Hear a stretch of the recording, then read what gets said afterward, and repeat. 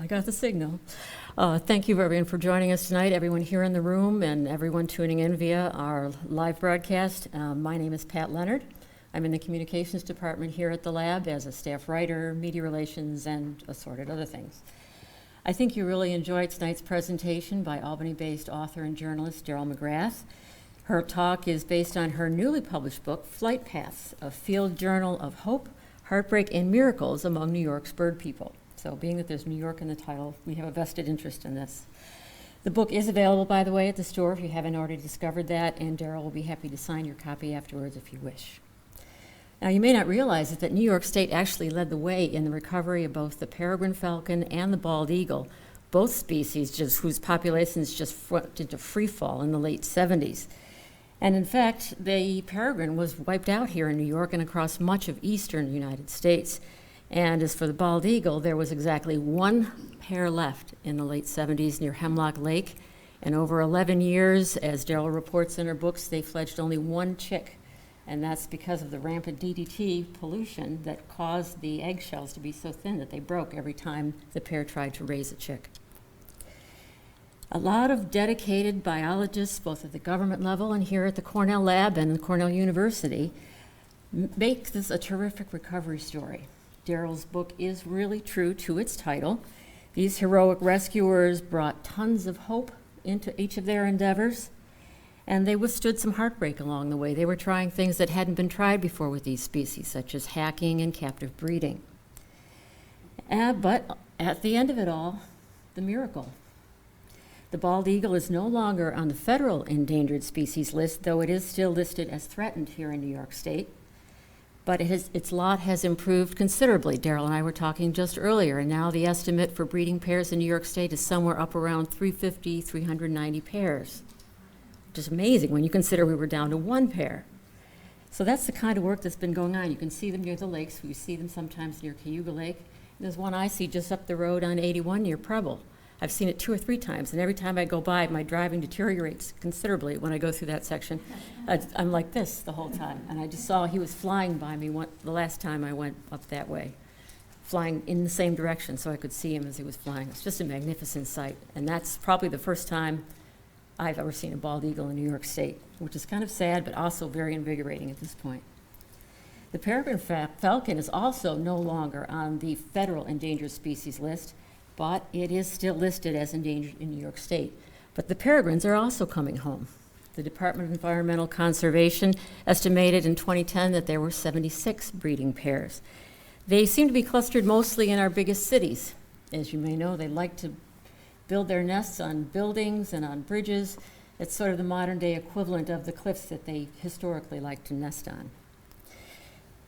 Out in the observatory, you may even have noticed a very beautiful sculpture of a falcon that is dedicated to Tom Cade, who actually started the captive breeding program for falcons here at the lab.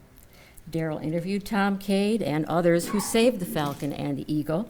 She also traveled with biologists working right now to save other species we love that are endangered, such as the bicknose thrush, the short-eared owl, the piping plover, and the common loon. Darryl's particular focus tonight is on 4 women biologists who played key roles in the recovery of the peregrine and the bald eagle. They labored under difficult, often dangerous conditions at a time when few women ventured into that field. Flight Paths is the outcome of Darryl's lifelong interest in birds and a career spent writing about the environment and about natural history. She's worked for and written for the Albany Times-Union, Chicago Tribune, the Buffalo News, and was the national correspondent in upstate New York for the Boston Globe. She's won numerous journalism awards and is a graduate of the Columbia School of Journalism. And finally, the title of Darryl's book is also appropriate for her own journey. I've never written a book before, but I have to believe it takes a great leap of faith and, yes, hope that you can get the story, get it right, and that people will want to read it. And yes, personal heartbreak is also part of her story. But in the end, the miracle. This beautiful, fascinating book about a little-known chapter in conservation history. I'm very proud to present to you Darryl McGrath.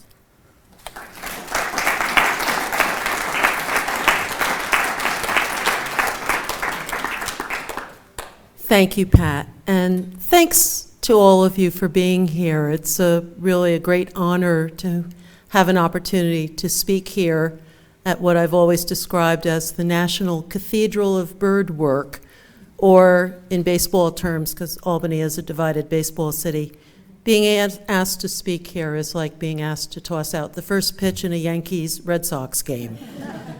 And I won't tell you which team I'm on. Thank you all for being here and for being so interested in this topic. As Pat said, this book developed. Once I started it, it sort of took off in its own direction. I started out thinking I was going to tell a story about contemporary bird conservation in New York State. And the story grew, and I realized you couldn't tell what was happening now without also telling what had already happened and what set the groundwork for that. And a really lovely, unexpected discovery was that I learned this almost lost story of a number of very pioneering women biologists who were not only the first people to do a lot of what they did in Raptor recovery work, but the first women and the first people to do this. So it was a lovely discovery, and I'm really honored that all of these women spoke to me and shared a lot of their memories with me. I'm especially honored that one of them was able to be here tonight. All were invited. They all had family obligations and other reasons. One's a school teacher. But Phyllis Daig is here, and I would love, she didn't know I was going to do this, so she's going to kill me, but I'd love to ask Phyllis to just come up for a moment so that she can be acknowledged. She was part of the original rescue team that worked on bringing the Peregrine Falcon back from the brink of extinction, and she had a long... There's lights or something. I know. She had a long and distinguished career here at the lab and was a wonderful help to me when I was working on this book, so it was a great delight to know that she could be here tonight. Thank you, Phyllis.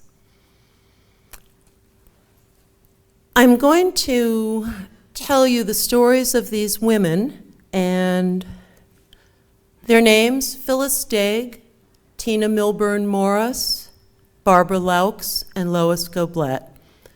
They all worked over, the primary part of their career was about a 20-year period dating from the late 60s to the late 90s on the Raptor recovery work. Only two of them had really sustained careers in this. It was a very difficult field to go into. And they didn't have a lot of role models, but they did have some role models, women that were also groundbreaking pioneers. And I want to talk a little bit about those women. Every time I put this photo up, people think, wow, I do not want to be on her bad side on a day at work. This is Lucille Stickle, and by all accounts, she was an absolutely gracious, lovely person. This is her official U.S. Fish and Wildlife Service photo. And if you knew her background and knew the responsibilities that she carried, you would understand why she really looks like she means business. She was a chemist and a biologist, and she was the first woman to run a major federal laboratory. And she had the distinction of being the scientist who oversaw the pesticide studies that helped the federal government decide to ban the agricultural pesticide DDT. She died a number of years ago, so I was not able to interview her for the book, but I was able to interview a biologist who worked under her and worked directly on that project. This was done in the late 60s and into the early 70s. DDT was banned in 1972, and it was very difficult work. And one of the reasons it was so difficult to do these studies was they had to use test birds, and they had to inject them with large amounts of pesticides. A lot of these birds had to be euthanized, and one of the species they used was the kestrel. For a lot of reasons, it was an easy bird to work with for that purpose.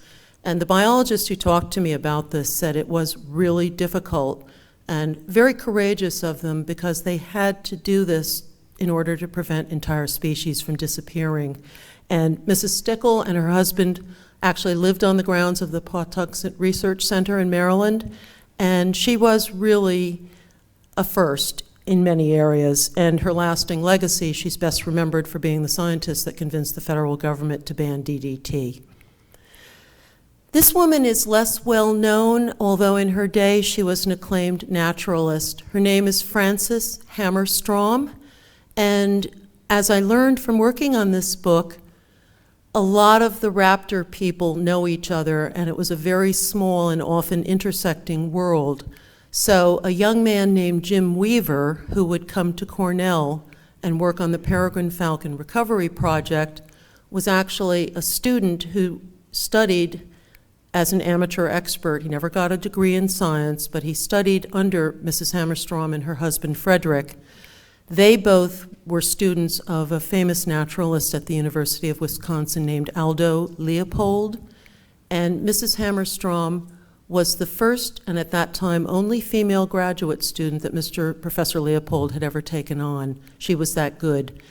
She lived in Wisconsin, and she was an expert on the prairie chicken, and that is not what she's holding here. She's holding, that's an adult golden eagle. And I'll admit, I'm a lousy bird identifier, so I ran this photo by a real expert and said, that is a golden eagle, isn't it? Oh, yeah. They lived like pioneers in the 20th century. They lived in a rural area, they pumped their own water, used a wood-burning stove, and a fascinating couple by all accounts. And she was a real mentor. And you'll often hear this about the men and women in Raptor recovery work. They were very willing to be mentors. They shared their knowledge with young students who went on to great careers of their own. I think a lot of people know who this is, but I will tell you it is Rachel Carson. And this is one of the more famous photos of her. It's been used and reproduced a lot of times. She is best known as the author of a book that really was her masterpiece, which was Silent Spring. And that was published in the late 1960s, actually, excuse me, the mid-1960s. And what's really interesting is she was not an ornithologist, she was a marine biologist. And she had actually won a National Book Award for a book about the ecology and life cycles in the ocean called The Sea Around Us. But she loved birds, and Silent Spring is really the book that not only changed the way we think about the environment, it's a classic, a masterpiece of environmental advocacy, but it was really one of the groundbreaking works that helped convince the public, and you need public will to change federal policy. And I think if the public hadn't become so concerned about what was happening to songbirds, which was really her area of interest, it might not have been as easy as it was to get DDT banned in a matter of just a few short years. 1972 it was banned. And I've had biologists who worked on that project tell me if you tried to do that today, it would be almost impossible. You need political will, you need public will. Rachel Carson didn't live long enough to really see the fruits of what she had set in motion. She died in 1964, just a year or two after Silent Spring was published, and she died of cancer. What's really interesting is that her work was instrumental and was cited in the banning of DDT, which at that time to the public was best known for its hazards to birds of prey. She never even mentioned peregrine falcons in Silent Spring. Her focus was songbirds, and it killed songbirds much more rapidly than it killed birds of prey. But she used and relied on a lot of the studies done at Pawtuxet under Dr. Stickle. So there was an intersection and a lot of very accomplished women, really decades ahead of their time, working on these. Then you had a younger generation come up, and we've met Phyllis, and here she is again in the early 1970s. Phyllis grew up in the Midwest. She grew up in Wisconsin. And I mentioned a gentleman named Jim Weaver who studied under Frances Hammerstrom. Phyllis and Mr. Weaver knew each other. Jim Weaver had come out to Cornell and was about to get hired to work on a project that was going to try to keep the peregrine falcon from going extinct. She started basically as a file clerk on a project that was recording nesting habits of birds, and she ended up so accomplished that she co-authored papers in peer-reviewed scientific journals with Tom Cade, who was and remains one of the best-known ornithologists of the last century. and he was her boss on this project. It was a time when you could really develop your expertise even though you didn't have a college degree. And two of the people that worked on this project didn't have degrees in science or college degrees. But that was not that uncommon at that period. A lot of people were self-taught. They studied under famous ornithologists like the Hammerstroms and became very accomplished naturalists. So let's see the bird that was the subject of all this work. This is not life-sized, but I love the idea that this is such a good close-up because it does show you why scientists today, most scientists accept the theory, and it's beyond the theory stage. It's pretty much been proven. Birds evolved from dinosaurs, and you can certainly understand looking at this ferocious female peregrine falcon. This is a bird that used to live in Rochester. She's long dead now, but I'm friends with the biologist who took this photo, and people always say, how did she get so close to that bird? Well, she was defending her nest. This picture was shot up on a building in Rochester, probably in the 1990s, and peregrine falcons are ferocious. They're extremely aggressive. They're very territorial, and they will dive bomb anything that gets near their nest. They're about the size of a crow. I love this close-up because it shows one of this bird's really great features, which is you can see the notches on each side of the front part of the upper half of her beak. They catch their prey always on the wing. They don't capture animals on the ground. They catch birds in flight, and they're expert hunters, and they use those notches to snip through the spinal cord. So they're pretty cool birds for a lot of reasons. But in 1965, a conference was held at the University of Wisconsin. Peregrine falcon experts from all over the country and all over the world gathered, about 65 people, and they were called together by an expert named Professor Joseph Hickey. He had pieced together regional reports where people who had been following peregrine falcons for decades, and they nest over and over, generations will nest in the same areas. And he had spent for several years hearing scattered reports from people saying, you know, I haven't seen any young coming out of that eyrie. I haven't seen any parent birds. I see one adult, but not a pair. And he initially dismissed this. He thought that these were kind of scattered reports. And then he read some serious scientific papers coming in from Europe and realized there was something much bigger going on. These weren't scattered regional reports. Something was killing this bird off. So he called together a number of experts. They had a conference that lasted several days, and in the bird world it's simply referred to as the 1965 Madison Conference. Very few people who were at that conference are still alive. But I was very fortunate to interview Professor Tom Cade, who had a long career here at Cornell, and he was there.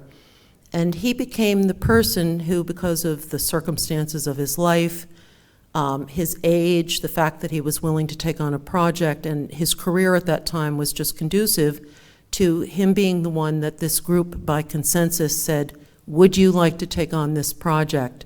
At that time, he was at Syracuse University, and he did agree. And here's Professor Cade. He did agree to take on the project, and just as he was going to get underway with it at Syracuse University, Cornell recruited him for a full professorship. And he said, great, but this project is going to have to come with me. And so what Cornell actually did was build a research center. It was known informally as the Hawk Barn, and we are sitting right now approximately where the Hawk Barn used to sit. It's long since taken down. It was taken down in the late 90s to clear the way for a beautiful brand new lab building that we see today. But at that time, this was an even more isolated area. It was really rural. And Professor Cade, one by one, pulled in 3 people to work on his team with him. We've met Phyllis. There was a gentleman named Willard Heck, who actually graduated from Cornell. And here's Jim Weaver working in the lab with Dr. Cade. And Jim Weaver never got a college degree, but was and is regarded as one of the best naturally gifted raptor experts in the country. He lives in New Mexico now and is renowned for his research as a conservationist. So you had three young people all able to come together and plan to devote. At first they thought it's going to be just a few years. It ended up being 20 years that they worked on this project. And Phyllis's role in this was quite interesting, and she ended up being the person that lived in the barn with the birds. And I'm going to read a section at the end of my talk that will tell you a little bit about that. But she had a long career here at the lab, and as I said, went from starting as a file clerk, really, to ending up as a respected author of and co-author of peer-reviewed articles. So it was quite a fascinating transformation for her. At the same time that the Peregrine Falcon was recognized to be in severe danger, so was the bald eagle. And this is one of the very few photos that exists of what was, in the mid-1970s, the last nesting pair of bald eagles in the state of New York. They were not young birds. They were probably 18 to 20 years old when this project started, and it was a profound embarrassment. We were about to have our bicentennial, and our national symbol was almost non-existent. It was rapidly becoming extinct. We were down to probably, I'm going to say, a few hundred adult nesting bald eagles throughout the entire continental United States. There was a larger population in Canada where DDT had not been used, and there was a large population in Alaska where DDT had been used in very limited applications. But one of the reasons that wasn't any reassurance for the future of the species is DDT lasts a very long time in the environment, and bald eagles migrate hundreds of miles. So every year still, a number of bald eagles come down from Canada to spend the winters. They need open water to catch fish. So the fact that there were healthy populations elsewhere really didn't mean a lot, because, as we now know, environmental toxins can travel a huge distance through the food chain. There are polar bears that have PCB in their fats. So we realized we had to do something. And a couple of young, untested biologists at the DEC, one of them named Pete Nye and the other named Mike Allen, were more or less recruited to do this project. Pete Nye, who went on to become one of the world's great experts in bald eagles, was given a choice at the start of his career. His boss told him, you can work with black bears or you can work with bald eagles. And he just thought bald eagles sounded like an interesting challenge, so he picked bald eagles. His colleague, Mike Allen, also was more or less tapped without really any knowledge of the species. And Mike had grown up in the central part of New York State, in an area where it would be ideal to see a bald eagle, and he had been an outdoorsman his whole growing up. He had never seen one in the wild. They were that rare. So they worked with Tom Cade. By now, Dr. Cade was well established at Cornell, and he had proven that you could raise peregrine falcons in a wild nesting box without any exposure to their human caregivers. They were fed from behind a blind. And he had proven that if you raised these young birds, you would be able to release them into the wild, and they would survive and come back and form nesting pairs. First, they had to get a breeding population, and that was a long and difficult effort that Phyllis worked on, and her two teammates with Dr. Cade. It was trial and error to get peregrine falcons to breed in captivity. They have to do what's known as a courtship flight in the wild. They spiral up into the air, and they do this beautiful looping dance through the air in descending spirals. And it was thought that they had to be able to do that in captivity, and nobody could build a cage large enough to accommodate that.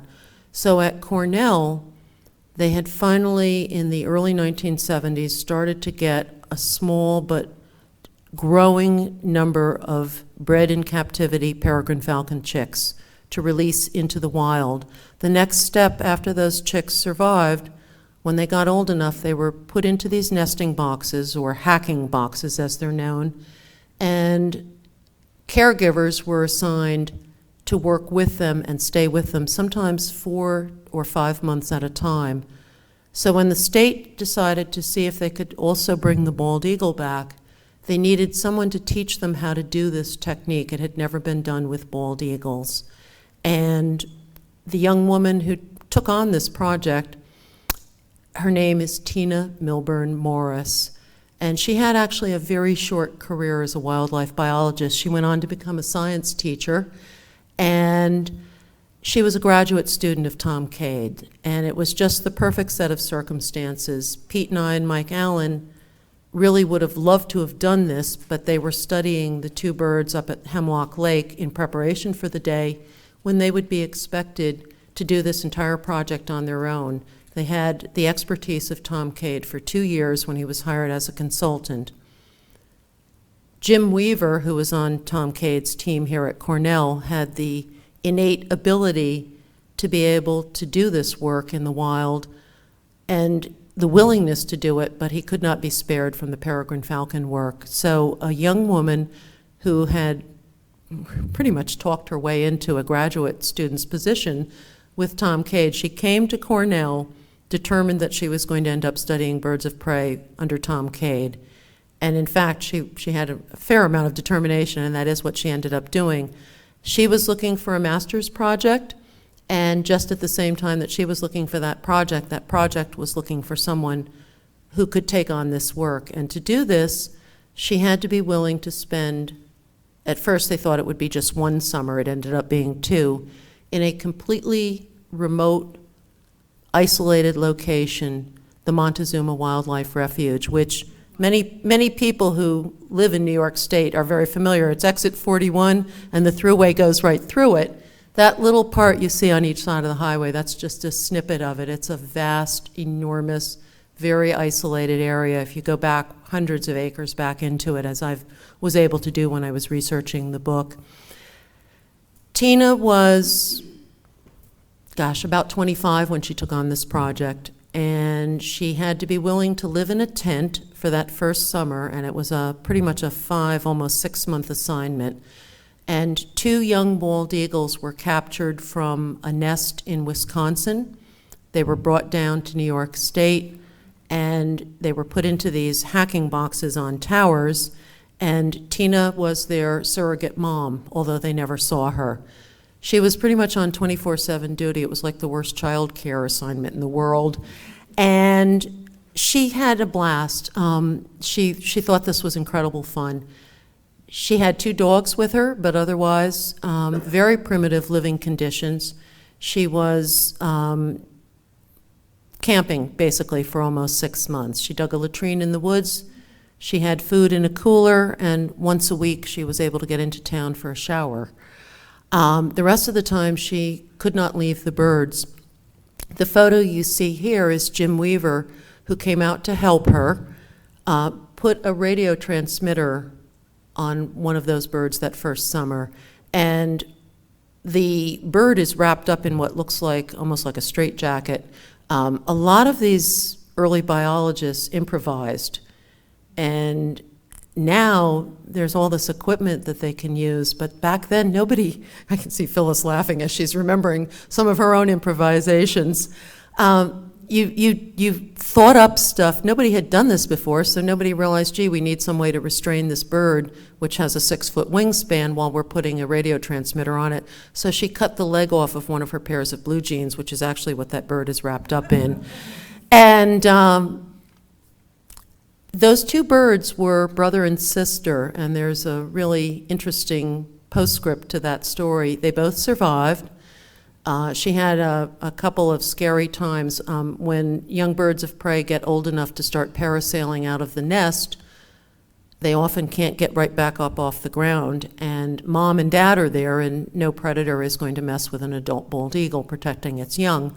Well, she was it. So she was spending an incredible amount of time running through the cattails, looking for where the bird had landed, until Jim Weaver came out one day and built slats, like crib slats, around the artificial nest. She's sitting in the artificial nest. They built that themselves out of sticks so that it would look as much as possible like a real eagle's nest. And those two birds took off. They survived. They were brother and sister, and 4 years later, at right about the time you would expect them to reach maturity and start looking for their significant other, they found each other again, and they were pretty much the only two bald eagles available in upstate New York, so they formed a bonded pair. And that's not common, but this was not the first time that had happened. So when the two biologists doing the Eagle Project, Pete Nye and Mike Allen, realized they had another nesting pair in New York State, they were thrilled. And so we know I don't know how long those two eagles lasted, but they did produce viable young. This is Barbara Laux, and I love this picture. She's asked me to never tell what bridge this was taken on, so I'll respect my source's request. But she's, what you see below her 180 feet down is the Hudson River, and she doesn't have a safety belt clipped to this. She's climbing down from having banded the chicks in a bridge nesting box. And Barbara, like several women that went into this field of work, was told, don't bother doing this, you'll never get a job. When she was in high school, she thought that she would want to work with birds of prey. And she wrote a letter to the U.S. Fish and Wildlife Service and asked them to tell her what careers would be available to her, and they sent her back a brochure that showed women working as file clerks and secretaries and said, there's lots of career options for you. Her parents encouraged her, though, and I've heard this over and over again, that somebody who really mattered in these people's lives, male and female, encouraged them to try to do this, even though the odds were against it. And Barbara's parents encouraged her. She went to the University of Connecticut, and then she went to the College of Environmental Science and Forestry in Syracuse for her master's work. And through it all, her parents were just an incredible source of support for her. And I think one of the things that really galvanized her to continue, her mother, who had been just so supportive of her unusual career choice, Barbara defended her master's thesis, and her mother died a week later of cancer. And she still, when I interviewed her about this, she still finds this really difficult to reconcile, that her mother never saw her end up with one of the biggest jobs in her field. She ended up becoming the manager of the statewide peregrine falcon population when the state of New York eventually, under the federal government, had to take over the management of the peregrine falcon population. And at that point, it was clear the species was going to survive. To get her dream job, though, she first did something that I still find incredible, that she was even asked, would you be willing to do this? She was given a volunteer assignment that lasted for 6 months, and she was tracking a bird known as the northern harrier around upstate New York and trying to get a fix on the population numbers. It's a bird of prey, not terribly common, and at that time the state was trying to get a count on them. And she pretty much lived out of her car while she was doing this.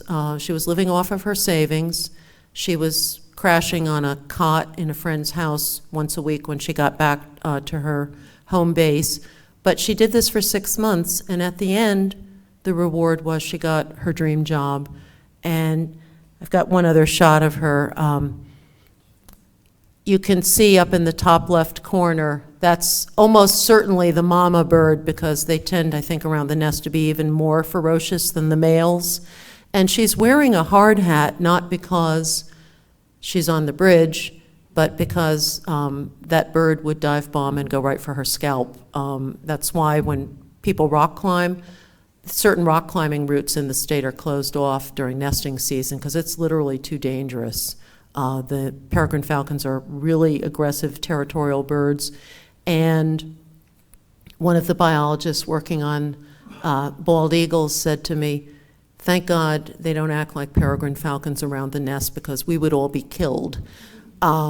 So Barbara did end up having a very long career. She worked for the state for 35 years. She just retired a few years ago, and she was still doing stuff like this right up to the end. She, in her 60s, in incredible shape, very athletic, and really, if you asked her where any particular bird was, she could pull it right off the top of her head. And the population in New York State went from 0, and thanks to the work done here at Cornell, we now have, my last count, as Pat said, was about 76 nesting or breeding pairs. I know it's higher than that, so I'm willing to say we probably have at least 85 breeding pairs. And this bird was completely wiped out. We lost the eastern subspecies due to DDT, which thinned the eggshells of the birds of prey and all birds that ingested it. That eastern subspecies, it's gone. And the stock that we have now comes from a different genetic stock, but as Dr. Cade said, in the end, they're all peregrines. And the people doing this work realized if they were going to bring these birds back, they were going to have to accept that some of them were going to be gone forever. Our bald eagles here, they're from mostly Alaskan stock, and most of the bald eagles in the northeastern United States, I think if you trace their genetic stock back, you would find that they had started from New York stock brought down from Alaska. I'm going to, for this biologist, I'm going to just read a very short excerpt from the book, and I'm going to read another excerpt at the very end. But this is Lois Goblet, and she started her career after getting a conservation degree, and she was hired directly to be a hack site attendant on the Bald Eagle Project. And she was the first woman and the first biologist to reintroduce bald eagles back up into the Adirondacks. We lost probably 500,000 trees in the Adirondacks between the 1850s and the 1950s. The logging industry completely denuded hundreds of thousands of acres, and they were going after the very tall trees, which is also what bald eagles need to nest. So by the time that that clear cutting of trees had stopped and enough trees had grown back so that bald eagles could come back to the Adirondacks, there were none left to breed up there. So Lois was hired to work at a bald eagle hacking site, and this was kind of a big experiment. Again, they had done it before, but every time you try to reintroduce a bird like this to an area where it's been absent for a long time, you have no idea how it's going to work out. So she was required to be up at the Follansbee Pond site, which is close to Tupper Lake, and this is now a nature preserve. The state of New York bought this. It was a former privately owned great camp, and it was the last known nesting site for wild bald eagles in the Adirondacks. I think about 20 years prior to her being assigned to do this. So she had to be willing to live up there for 6 months by herself. She lived in a camping trailer, and she was 15 miles away from town or a phone. This is 1980, I think it was 1983 when she did this. I'm going to just read a very short excerpt. Her own words describe this so well. The hack site attendants formed the front lines of the bald eagle restoration project. They were mostly young wildlife enthusiasts, many of them with degrees in biology or environmental conservation, who were willing to live in the wilderness, on duty for weeks at a stretch as they tended the eagles until the birds were old enough to fend for themselves. Lois Goblet had become the youngest hack site attendant to date on the project when Pete and I hired her right out of college 2 years earlier, and now she was alone in this remote place, surrounded by dense and mostly trackless forest. She had no telephone or radio communications to the DEC and no weapons. The nearest road was 14 miles away, and the region was abundant with black bear. The only humans she encountered during her solo weeks at the hack site were occasional loggers. She had a DEC pickup truck at the site, and when she needed to make a telephone call, she drove to a payphone 15 miles away in the town of Tupper Lake. Goblette lived in a camper at the hack site, sometimes for 2 or 3 weeks at a time, until another biologist could relieve her for a few days. She had known the job would require her to live like this. The young eagles went into the hack boxes in July, and the attendants stayed at the sites until after the birds fledged, monitoring them until they were fully weaned and had moved off in search of a wintering ground, usually in late November. She cooked over a campfire or at a propane stove burner in the camper, using water and food brought in by truck. She washed under a lukewarm trickle from a hanging water bag, but by the end of a 2 or 3 week shift at the site, every piece of her clothing was covered with grime, fish guts, bird droppings, and blood from preparing food for the young eagles. She occasionally saw bears as well as tracks and droppings, but never encountered one. Just to be safe, though, 2 bear biologists from the DEC rigged battery-operated electrified fences around her camper and the base of the hacking towers so that any bear hoping to get a free meal of fish scraps would instead get a walloping shock. People would say, "Weren't you worried?" Goblette recalls. "What bothered me was we were inundated with mice at the camp. They'd be running across your feet at night. The bears didn't bother me." And it's worth noting, she's 5 feet 1 inches tall, and she still weighs less than 100 pounds. And to do this job, she had to know how to handle a chainsaw and be able to lift enormous crates, the size of a good-sized dog crate, in case she had to move the eagles. And in fact, on that first assignment, she did have to get all 8 eagles down to a veterinarian. They came down with avian pox, and she didn't even know what was wrong with them. It's a contagious disease, bacterial infection that spreads among birds. It was at that time not very often seen among bald eagles, and she had to get all 8 birds back into their crates and get them down to a vet. So she is quite an amazing person. She had a very short career with the DEC. She married and she had first one set of twins and then a second set of twins. And that wasn't conducive to doing this kind of work for very long. But she did a really interesting couple of projects with the DEC. The bird that you just saw her holding in the last picture, let me go back to that. That's an eagle named X11, and this picture was taken down in the Mongop Valley, which is now the Mongop State Wildlife Preserve. It's a protected area in Sullivan County, and it's actually remarkably close to New York City, but wild, very inaccessible. It's open to the public, but it was a wintering site for bald eagles at a time when there were otherwise very few bald eagles in the state. They would come down from Canada.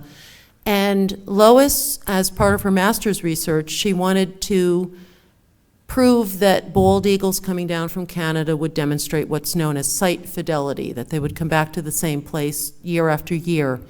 So to do that, she first had to catch an eagle, and they do that with a big net on the ground, and they usually use a really badly rotting deer carcass, which bald eagles love. Our national symbol is not a fussy eater. They love dead deer. And they caught this young bird, banded him, and this picture was taken the first winter, and you can tell his white crown is still a little bit mottled. So he was probably 3.5 years old at that time.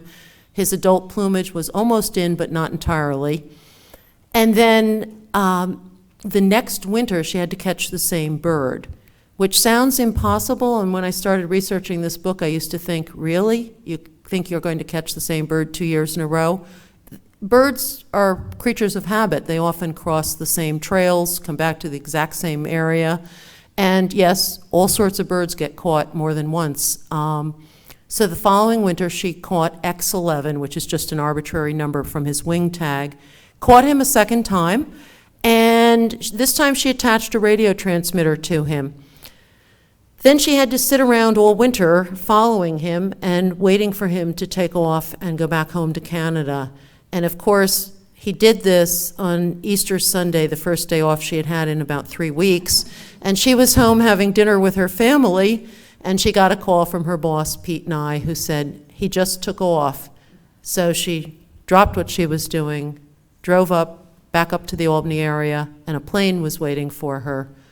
And she attached the receiver for the battery-operated transmitter to the struts of the plane, and they took off. And they followed this bird for 2 weeks through the air, all the way back up to Canada. They almost never actually saw him. They were following the signal. And this is really primitive technology at the time, but it was the best game in town. Now you put, if it's a really important project, you put a satellite transmitter on your bird and you fire up your computer and you know right where he is. At this time, yeah, I can hear, I've talked to a lot of biologists that have really bad memories of waving the receivers around and trying to figure out where their bird is. It took them 2 weeks. He got fogged in one day, so did they, and when they took off, she found him again. And she said every time they would pick up this signal, it was so thrilling. They were like whooping and hollering in the plane. She followed him all the way back up to the tree that he nested in Ontario province. And they circled over, she marked the site, they landed the plane, and then she hiked back in on snowshoes, and she had to be accompanied by an armed Canadian wildlife agent because this area, it was the end of a long winter, and this area had a lot of moose. They were very hungry, they were very ill-tempered, and he had a gun to protect her. They snowshoed back in, she identified the tree, and then later that spring, Pete and I swung in to that area on a trip back from Alaska, and we'll talk about that in a moment, and he banded the chicks in the nest. We don't know, that was the last time this bird was identified. He may still be alive. He would be really old for a bald eagle now, but about 38, 39 years old, but old but not impossible. They've been known to live that long in the wild. The other really cool thing that Lois got to do was spend 2 and 3 weeks on a very small boat packed with eagles and eagle poop, and very crowded conditions, but this is where they got a lot of the eagle chicks. You're not allowed to import bald eagles, so there was a population in Canada, but we are not allowed to bring bald eagles into the United States. So we couldn't get the eagle chicks for this hacking project. We couldn't get them from Canada, even though Canada was very willing to help us out. But we did have a pretty healthy population in Alaska. So Pete and I, who's on the far right side of this picture, once a year in June would go up to Alaska, and they would spend 2 weeks collecting eaglets out of nests. They never took, if there was just one eagle, they were looking for nests that had more than one chick. So if there were 2 or 3 chicks, they would take 1 to 2 chicks out of the nest. They never took the one chick out of the nest and left the parents, bereft and wondering what happened to their young. They flew them back, and a vet would check them, and then they would put these young eagles into a hack box, and by now they had hack sites in several locations around the state. And this is how they built the bald eagle population back up from literally nothing. The 2 old bald eagles at Hemlock Lake, that's a wonderful story that I really was very glad to be able to tell in the book. The male was shot and killed in 1981, the winter of 1981. The person who shot him was never identified, never arrested. And by now, the female was over 20 years old. And the 2 people who had worked so long with this pair of birds wondered what's going to happen to her. There was almost no one else for her to mate with. She had kept this nesting territory going for probably at that point 15 years, and she was not a young bird. So they thought that might be the end, and they had been using these birds, even though she couldn't produce viable eggs, they had been using them as foster parents, and they were wonderfully successful. They would put a young eagle chick in, and she's like instant mamahood, and she just did a great job as a foster parent, and they had they had reared probably about 8 foster chicks. In the spring, she showed back up at the nest with a really young male bald eagle.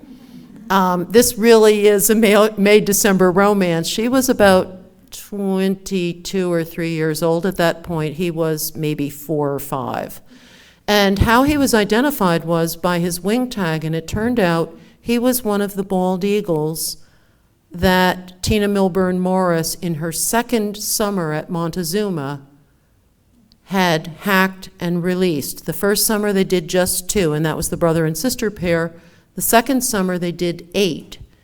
And one of those young adult male eagles hooked up with this old female at Hemlock Lake, and he too proved to be a very good foster parent. It didn't matter what condition the male is in, it's the female that determines whether they can produce viable eggs. If she's loaded with DDT, it wasn't going to work. But they continued using that pair as foster parents. It's believed she died of old age, as best as they can determine, which almost never happens in the wild. She finally, just a few springs after that, she didn't come back to the nest in the spring, and they concluded she must have died, and probably died a natural death. They never found her carcass. The male, her hot young new guy, he just died last June, and that was a news story. He was 38 years old, and he got nailed by a vehicle, and unbelievably, the people didn't, I don't believe they stopped. There's no way you can not realize you hit a bald eagle. He was killed on a roadway about 20 miles from Hemlock Lake, and was still, there's 3 active nests up there now, but he was still one of the parent adults up there for all those years. He was 38 years old, and they knew this because of the band on his leg. And that is believed to be the oldest bald eagle ever identified in the wild. So he had a really long, successful career. I want to read one more small section out of the book, and the reason that I picked this, first of all, as a tribute to Phyllis, who was so kind to be here tonight and such an enormous help to me on this book, and shared a lot of memories. But also, I really, in talking to people who were working on this seemingly impossible couple of projects, I never heard anybody ever say they thought it was not going to work. And I just came away from this thinking it was wonderful that you had a group of people doing something that had never been done before, and they while they were doing it, they just believed it was going to work. And I can't tell you how hard this was and how many setbacks, how many babies they hatched that died, how many young birds they released, and 2 weeks later they were found dead somewhere.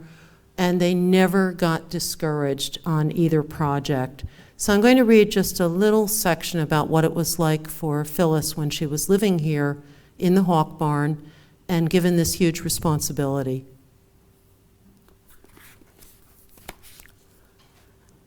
No one had ever been able to get peregrines to breed in captivity in anything other than a hit-or-miss pattern that made the rare successes seem almost accidental.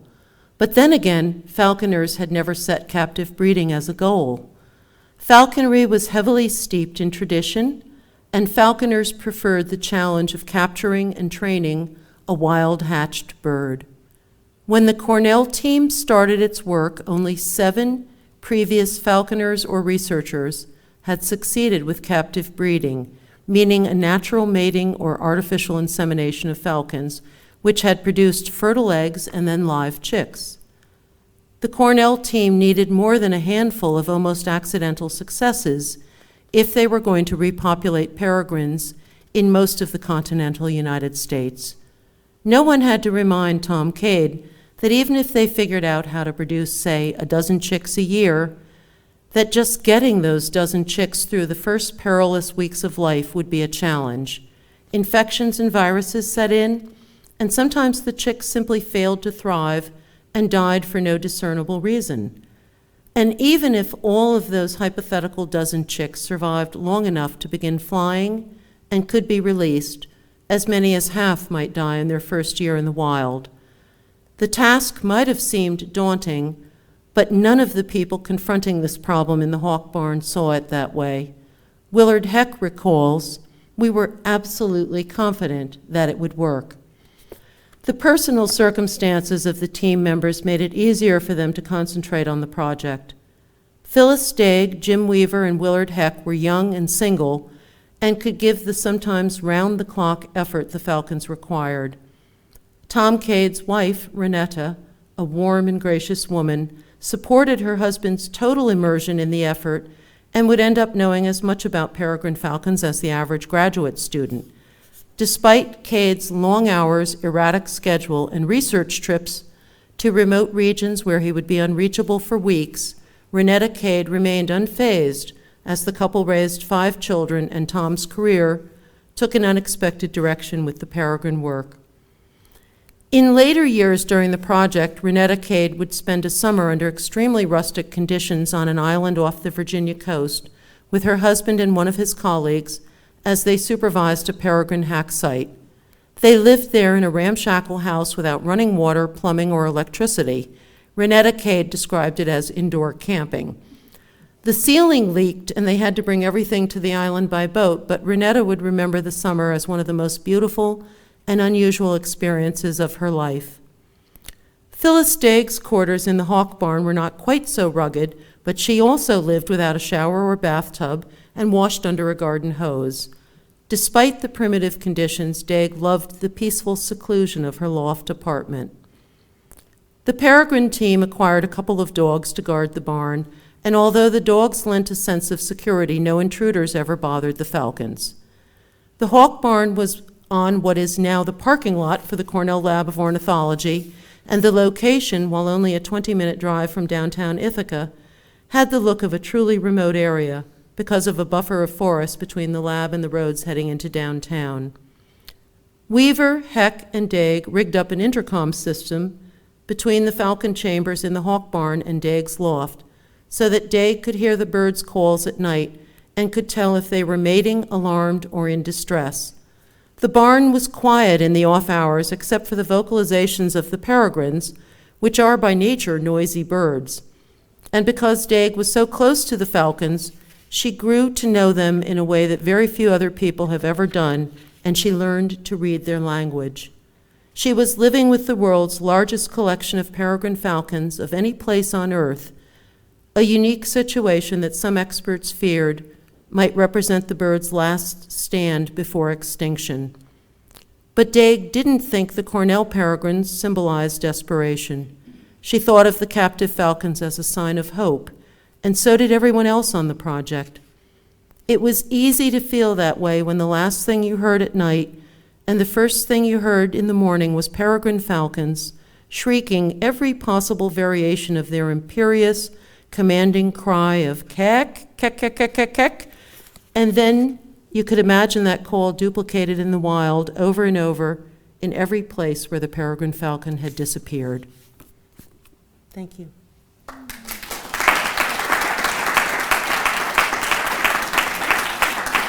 Thank you.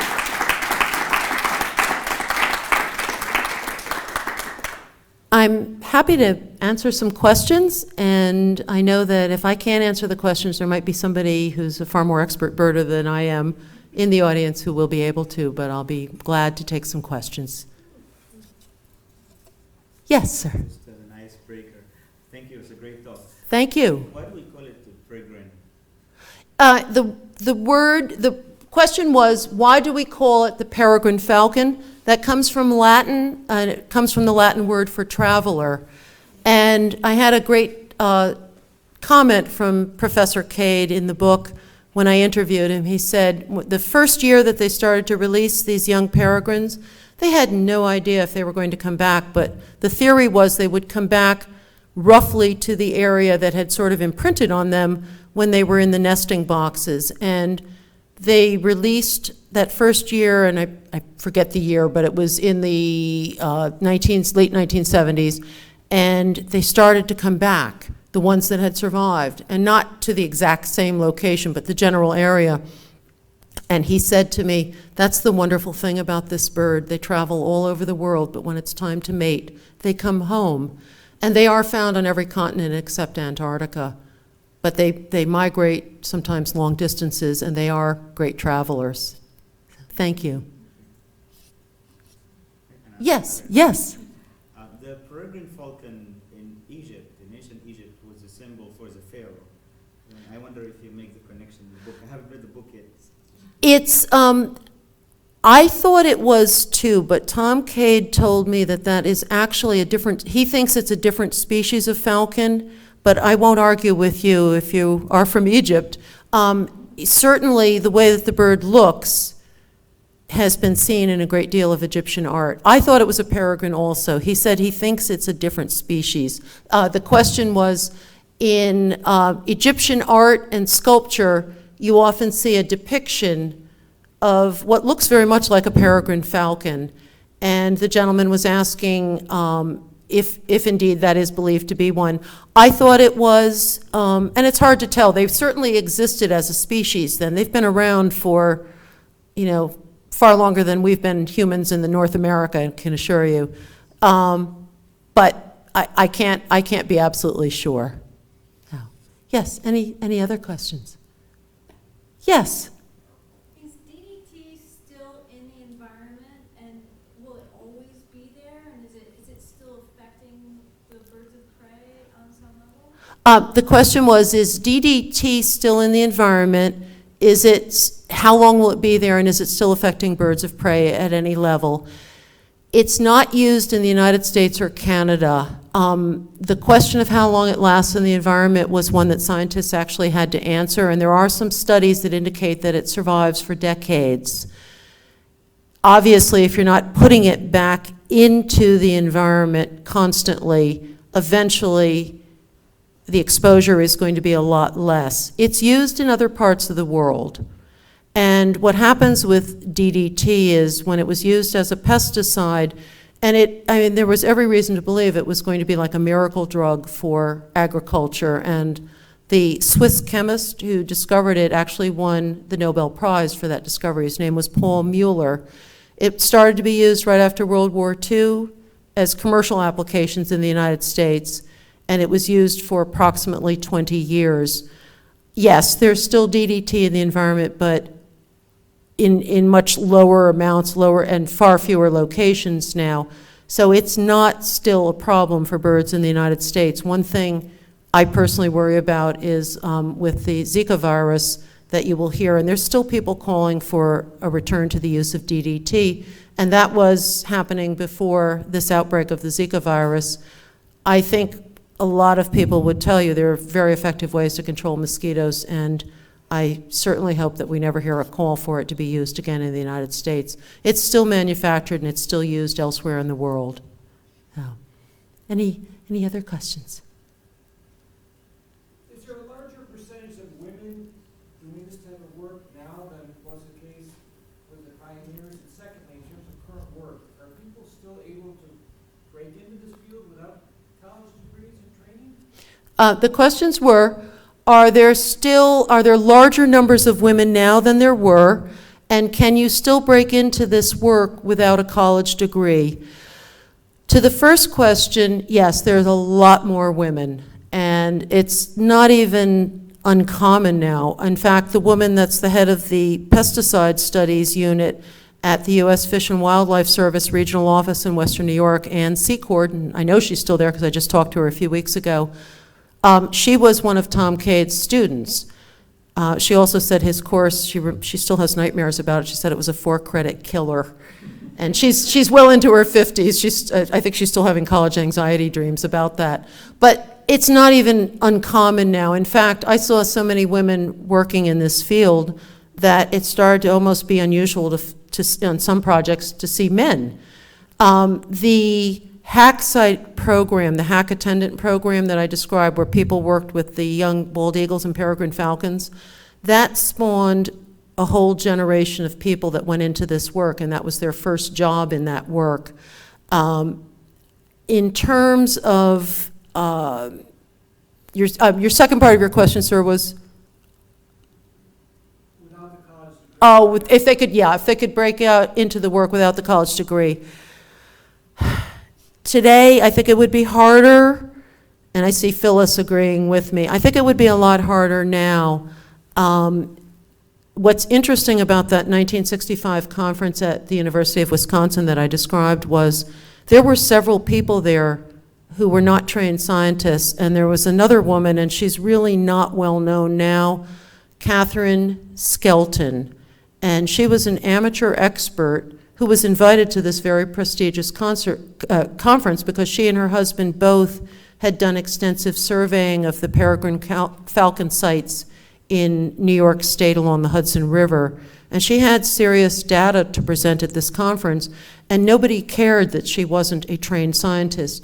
Today, it's a very competitive field. I think you would really need, a college degree and then an advanced degree to get your foot in the door. Also, these two projects opened up so much work, and were the start. This was the start of the endangered species movement, the environmental movement in the United States.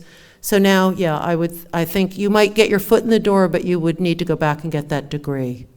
So, any other? Yes, sir.